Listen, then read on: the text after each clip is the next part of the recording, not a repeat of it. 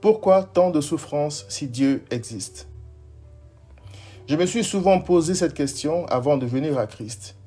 Pourquoi y avait-il tant de morts, de maladies, d'accidents mortels, de guerres, de catastrophes naturelles, etc., si Dieu existait? Pour moi et pour beaucoup de mes amis de l'époque, ces choses-là étaient la preuve que Dieu était mort, comme nous l'avait appris notre prof de philo. Lorsque j'ai plus tard appris par la grâce de Dieu que la fornication dans laquelle je me tenais pour défier Dieu était à l'origine de ce dont j'accusais l'Éternel, j'ai tout de suite compris le sens du mot grâce. Je méritais la mort à cause de mes péchés et de mon ingratitude, mais j'étais encore en vie et bien portant. J'ai appris que l'Éternel est miséricordieux et compatissant, lent à la colère et plein de bonté. Psaume 145, verset 8. Mon expérience m'a permis de comprendre que les malheurs pour lesquels je me rebellais contre Dieu étaient la conséquence du péché. Le monde est dans la tourmente, non pas parce que Dieu n'existe pas, mais parce que le péché a des conséquences graves. Par un seul homme, dit la Bible, le péché est entré dans le monde, et par le péché la mort, et qu'ainsi la mort s'est étendue sur tous les hommes, parce que tous ont péché. Romains 5, 12.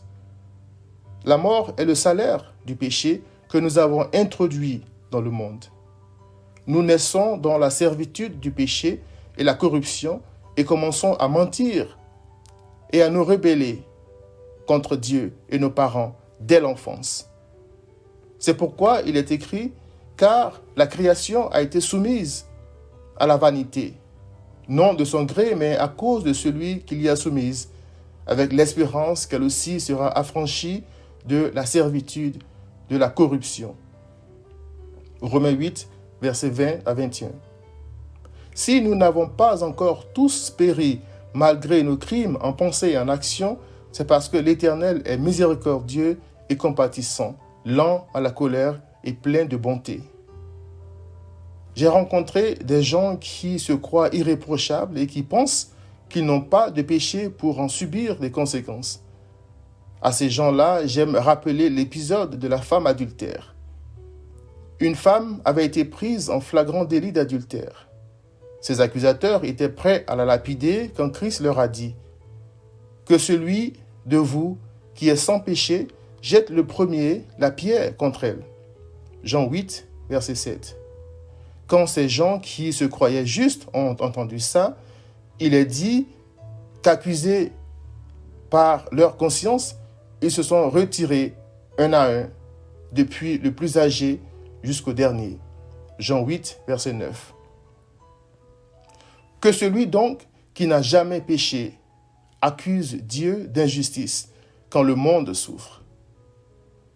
Comment Dieu fait-il pour nous tolérer sur sa terre? Voilà la question que nous devrions tous nous poser, car au lieu de nous condamner tous, puisqu'il n'y a sur la terre point d'homme juste qui fasse le bien et qui ne pêche jamais, selon Ecclésiaste 7, verset 20, Dieu est lui-même venu dans la chair pour réconcilier notre monde déchu avec lui-même. Il est écrit, car comme par la désobéissance d'un seul homme, c'est-à-dire Adam, beaucoup ont été rendus pécheurs, de même par l'obéissance d'un seul, c'est-à-dire Christ, beaucoup seront rendus justes. Romains 5, 19. L'apôtre Paul a aussi dit que la création tout entière soupire et souffre les douleurs de l'enfantement. Romains 8, 22. Ces douleurs, ce sont les souffrances actuelles dues au péché. Mais Christ y mettra fin quand il reviendra.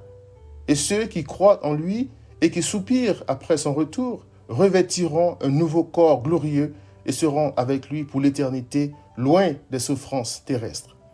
Cher ami, que la patience de Dieu te pousse à reconnaître ton péché et à quitter la rébellion contre ton Créateur. Si tu sens le fardeau de ton péché et que tu as soif de la restauration qui est en Christ, viens avec ton cœur repentant te décharger de ce fardeau sur lui.